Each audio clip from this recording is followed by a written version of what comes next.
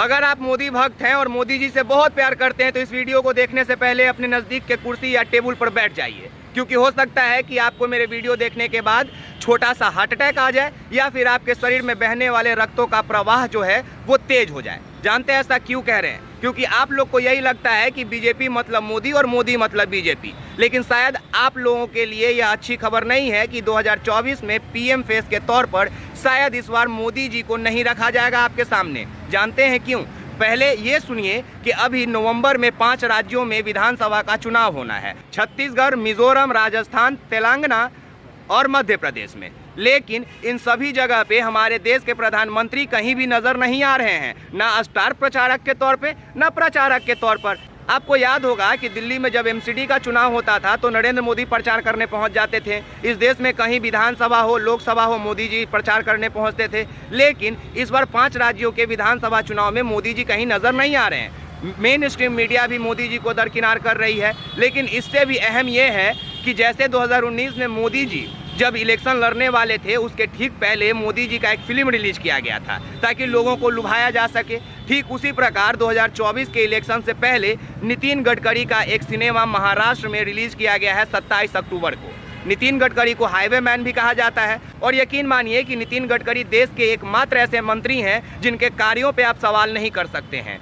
ये वही नितिन गडकरी हैं जो कहते हैं कि अगर आप हमसे मिलने आ रहे हैं तो हाथ में गुलदस्ता लेकर मत आइए, आप मेरे पास काम मांगने आइए। आपके राज्य को अगर हाईवे चाहिए हम वो देंगे, फ्लाईओवर चाहिए हम वो देंगे, पर हमको गुलदस्ता नहीं चाहिए। तो हो सकता है कि नितिन गडकरी इस बार पीएम फेस के तौर पे इस देश में सामने निकल कर आएँ और मोदी जी को रिप्लेस कर दें, क्योंकि जो मेन स्ट्रीम मीडिया पहले खाते पीते उठते बैठते मोदी मोदी करती थी, वही मेन स्ट्रीम मीडिया इस बार सवाल ही नहीं कर रहा है कि आखिर 5 राज्यों में जो विधानसभा चुनाव हो रहा है उसमें मोदी जी कहाँ गायब हो गए हैं। मोदी जी यूट्यूब पे बेल आइकन दबाने कहते हैं, मोदी जी अपने यूट्यूब को सब्सक्राइब करने कहते हैं, लेकिन मोदी जी का अस्तित्व शायद अब इस देश में खतरे में आ गया है। जानते हैं पिछले बार यानी 2019 में भी जब चुनाव होना था तो अटकलें लगाया जा रहा था कि शायद योगी जी को पीएम फेस के तौर पे इस देश में निकाल के सामने रखा जाएगा, लेकिन मूवी आया और लोगों का माहौल बदल गया।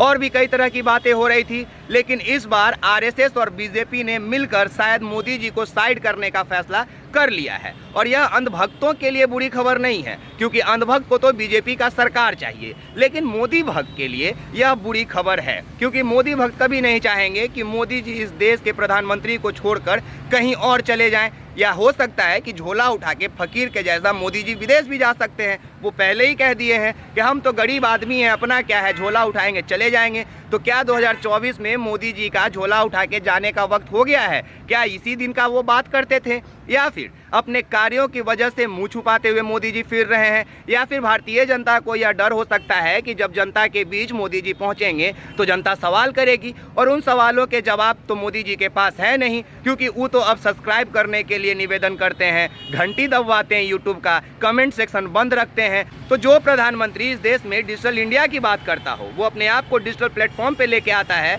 और वहाँ भी सवालों के जवाब देने से बचता है, कमेंट सेक्शन बंद रखता है। तो क्या धरातल पे मोदी जी से जनता सवाल नहीं करेगी? करेगी। इसी डर से हो सकता है कि इस बार नितिन गडकरी को पीएम फेस बनाकर आरएसएस और बीजेपी के लोग इस देश के सामने रखें। तो अब सवाल यहाँ ये बनता है कि क्या कल तक इंडिया के पास कोई फेस नहीं था कि आखिर इंडिया के तरफ से पीएम फेस कौन होगा? तो क्या अब बीजेपी के साथ भी यह चीज़ लागू होता है? क्या ये सवाल अब इस देश में उठेगा कि बीजेपी के तरफ से पीएम फेस आने वाले दिनों में कौन होंगे?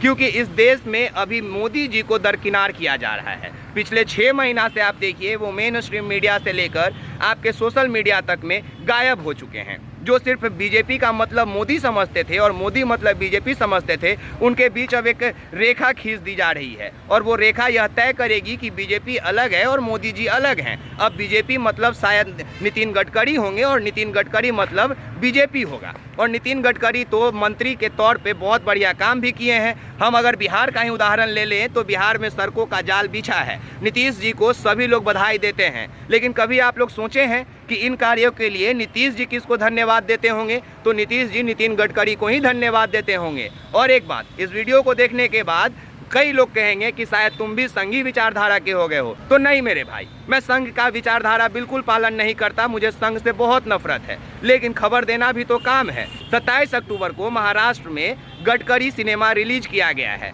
जाइए आप लोग देखिए, हो सकता है 2024 के इलेक्शन से पहले इसका हिंदी वर्जन आप सभी के सामने लाकर रखा जाएगा, जिसमें दिखाया जाएगा कि कैसे नितिन गडकरी ने कम समय में इस देश में बेहतर सड़कों का निर्माण करवाया है, इस देश में कई फ्लाईओवर बनवाए हैं, और यकीन मानिए आप उनके कार्यकाल पे सवाल नहीं कर सकते हैं। और एक बात, जिनको लगेगा कि मोदी जी कभी बीजेपी से अलग नहीं हो सकते हैं या बीजेपी कभी दरकिनार नहीं कर सकती है और नितिन गडकरी का कोई अस्तित्व नहीं है बीजेपी में, तो उनके लिए जाते जाते हम जवाब दे देते हैं कि 2010 से 2013 तक में नितिन गडकरी भारतीय जनता पार्टी का राष्ट्रीय अध्यक्ष रह चुके हैं, और वो भी नितिन गडकरी सबसे कम उम्र के राष्ट्रीय अध्यक्ष बनने वाले नेता थे भारतीय जनता पार्टी के राष्ट्रीय अध्यक्ष के तौर पे। तो नितिन गडकरी का भारतीय जनता पार्टी में कद पहले से ही कहीं मजबूत है।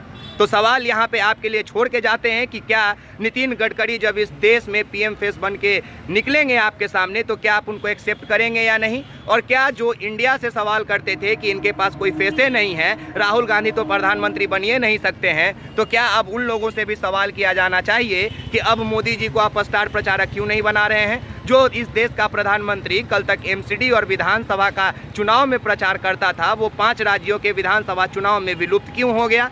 किसी के पास अगर जवाब हो तो हमें कमेंट सेक्शन में आकर ज़रूर बता दीजिए। बाकी आप एक्सपोज मीडिया देख रहे हैं, मेरा नाम विकास राज है। आप तमाम लोगों का बहुत शुक्रिया। जय हिंद, जय बिहार। और जाते जाते एक सवाल कि क्या पीएम फेस के तौर पे नितिन गडकरी अगर निकल के सामने आएंगे तो बीजेपी भक्त और मोदी भक्त नितिन गडकरी को एक्सेप्ट करेंगे कि नहीं? धन्यवाद।